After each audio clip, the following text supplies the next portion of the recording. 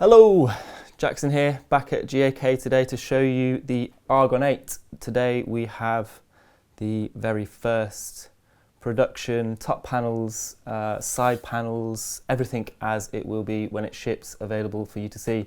As I said, it's the first time this has been out in the wild, so I'm just going to give a quick run over of what the synthesizer is, and then we're going to get to some playing.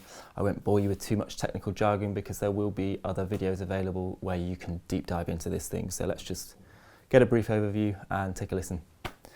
Argon 8 is an 8-voice wavetable synthesizer. It's polyphonic, it's got 37 keys, and it has some really interesting things that kind of separate it from the crowd a little bit. We've got all of the kind of expected features of a synthesizer. We've got LFOs, we've got envelopes, we've got filters, all this sort of stuff. But where it gets really interesting for us is in our oscillator section. As I said, it's a wavetable synthesizer, so we've got various different wavetables that you can choose from. You've got 24 banks on the first wave, and you have those same 24 plus a PWM and 3 noise banks on wave 2, making 28 on this side. Where it gets really interesting and where it departs from our previous products like Craft Synth or Sculpt is where we've added an offline modifier.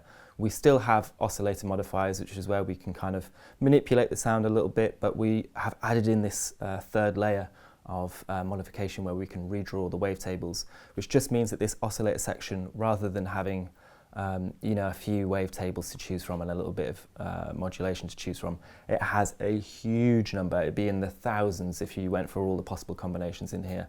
You know, when you compare that to kind of an analog synthesizer or, you know, anything that's a little bit older where you have maybe 4 or 5 options to mix the oscillators and your sound source. Here we have thousands and thousands of options. So it just means this is a very adaptable synth sound-wise. Moving on from there, just to give the brief overview, we've got filters in here. We've got 4 different types of filters. We have 2 kind of, well, they're all state variable filters, but we've got 2 which are traditional, which will go from low pass, band pass, high pass. One of them just has a little bit of a smoother resonance curve on it. And then we have both of those filters, but inverted, so they're notch filters, just to give you a little bit more flavour. What is really exciting about this synthesizer is that we have a 3-slot stereo effects engine, which can be rearranged, and you can kind of put any effect into any slot as you would like. This makes the synth really powerful because we can, you know, use the modulation sources, use the LFOs and things like that to control bits of the effects, and it just means that you go from having something that's quite dry and quite powerful and just adding this second layer of just crazy options within sound design. So we've got 11 effects in here, I think, 11 or 12, let me just check. 11 effects.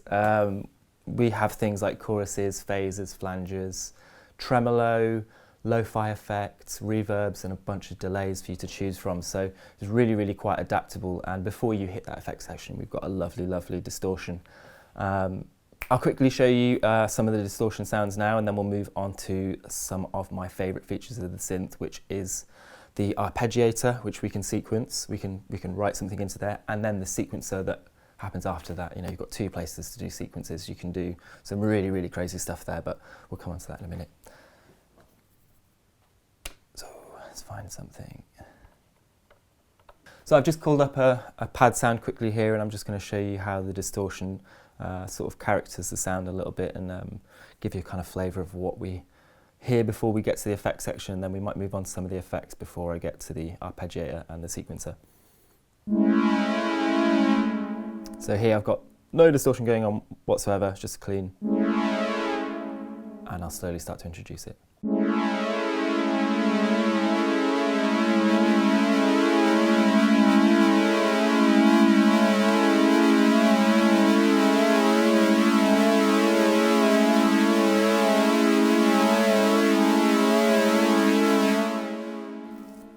So you can hear the character kind of grow, and it gets a bit more aggressive and a bit more bite at the top end as we increase the distortion there.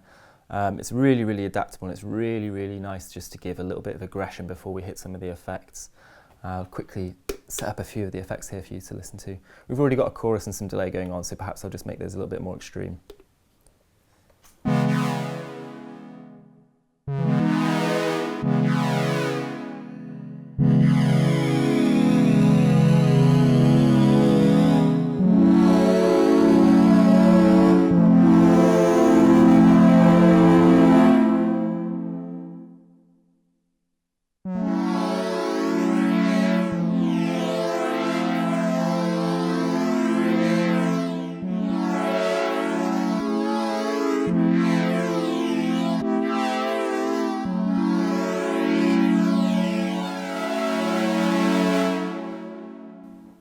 So you could hear there just initially a phaser, and then I just switch it to one of the flanges on here.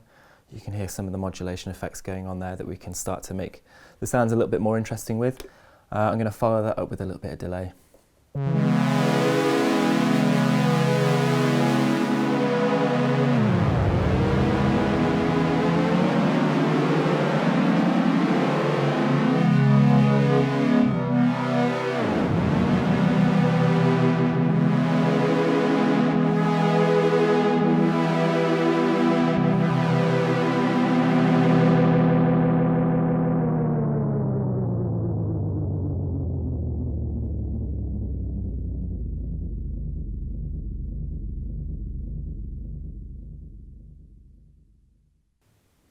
So we've got some really, really lovely effects to play with. As I said, there's 11 for you to choose from there, and they can be rearranged. We're going to move on now to talk about two of my favourite things in the synthesizer, the arpeggiator and the sequencer.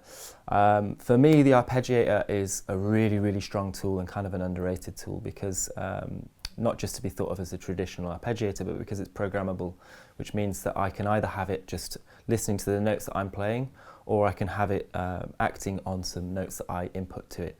And I'll give you a quick example of this now. So first up, you're going to hear just the arpeggiator as it is as standard, no notes programmed into it, and it's just listening to whatever I play, and it's going to cycle through those notes.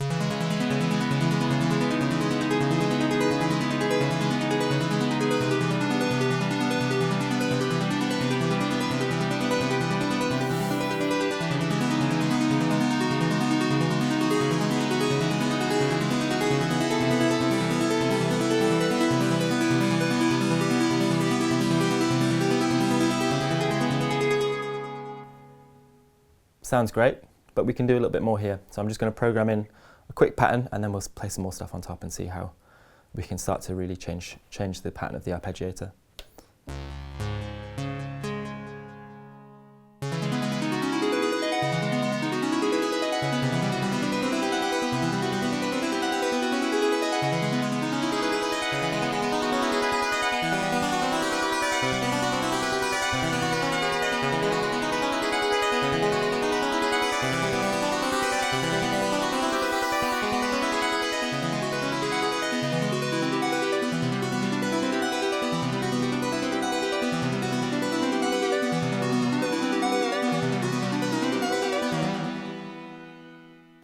So I just programmed in some fifths and some octaves on top, and you can hear how you start to develop the sound quite a lot, but we can go a step further than that. We can actually program in rests and make a proper sequence with this. It's actually really, really quick and easy to do. If I wanted to reset this back to normal, I can just program in a single note. And we're back to how we started. Or I can begin to program a sequence and put in some rests and all sorts of stuff in there, which is when it gets really, really interesting.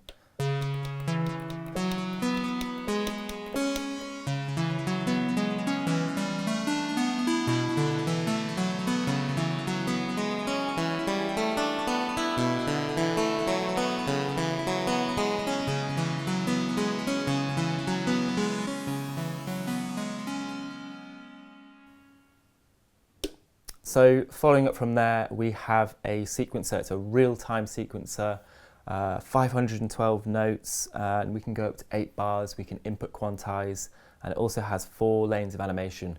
This is the key thing to understanding the power of the synthesizer. This 4 lanes of animation is really like having 4 kind of multi-point envelope or LFOs. It's going to listen to whatever I put in, and it's going to follow that pattern for that parameter.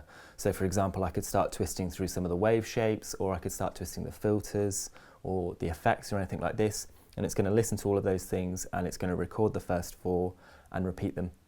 You know, so I start playing, I could have absolutely no notes in the sequencer, and I could just be playing, and it would be morphing through this kind of pattern that I'd set for it. That makes this incredibly powerful. When you think about having a joystick with 4 different directions and then these other 4 parameters happening here, you can have a huge amount of modulation happening while still keeping your hands relatively free, which is really, really, really cool for an instrument like this, because obviously it's a player's instrument. We've got a keyboard on here. It's really, really cool to be able to have some features where we can give you the space to have some of your hands back to tweak. And it also means that you can just make some really, really crazy off-the-wall sounds with this thing. So I'll give you a brief little overview of the sequencer now, and I'll try and record in some animation and things, so you get an idea of how it starts to modulate the sound.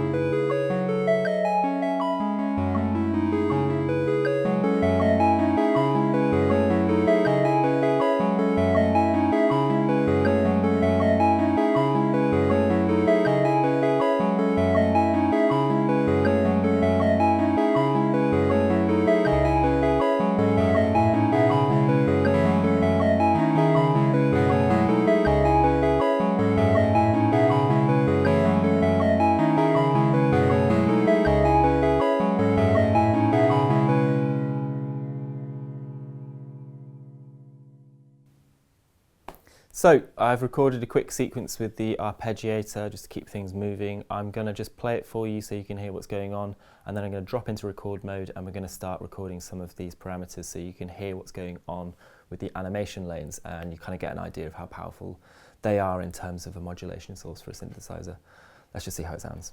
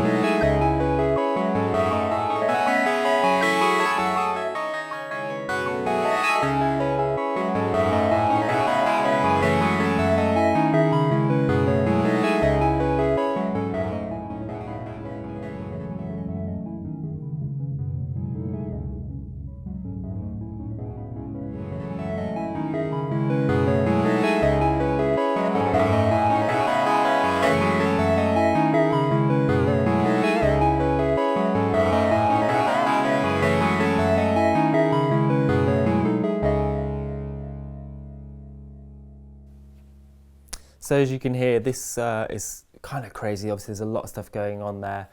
You can do this completely without notes and just play, and it will morph some stuff in there.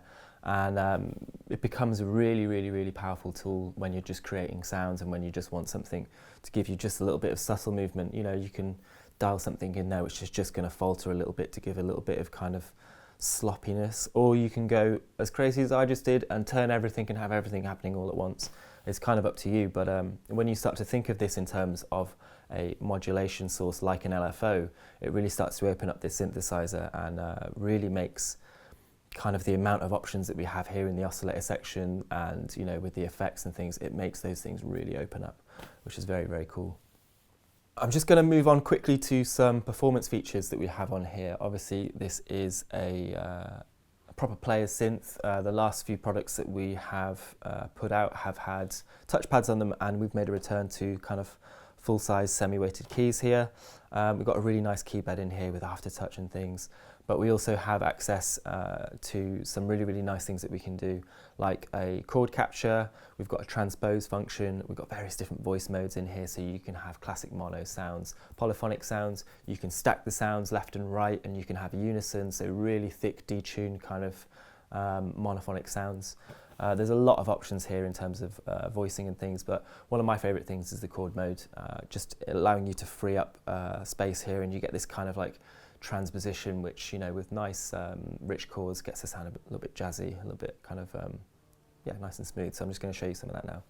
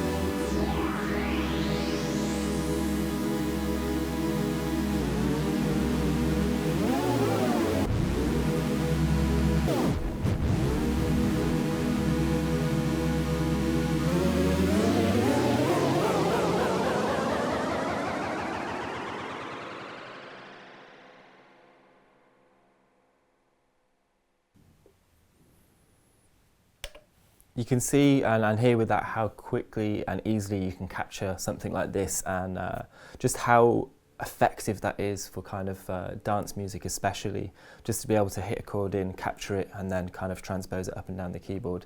It's a really classic trope of dance music, so it's nice just to have, you know, a single button right on the top face so you can capture something. And it's really cool, especially when used just with kind of fourths or fifths, and you use that in conjunction with the spread function, which also will detune the oscillators into intervals. You can start to get really rich chords with just a single finger press. Very, very cool. I'm going to move on just to play through some patches so you get an idea of what this thing sounds like. I'm going to try and show off a little bit more of the wavetable scanning and just a little bit of the width. We have a really nice feature in this synthesizer where we have some drift and some width that we can dial in. The drift is basically just making the oscillators kind of move slightly randomly out of tune with each other, and the width is how far we're panning those oscillators in the stereo field, which is really, really great when it comes to like pad sounds and chord sounds. It's kind of integral for making these things sound big. So I'm going to show you a few of those things and just run through some of the factory patches to give you an idea of what it sounds like. Thanks very much for coming to watch on GAK. I'm Jackson from Modal Electronics, and this is the Argon 8.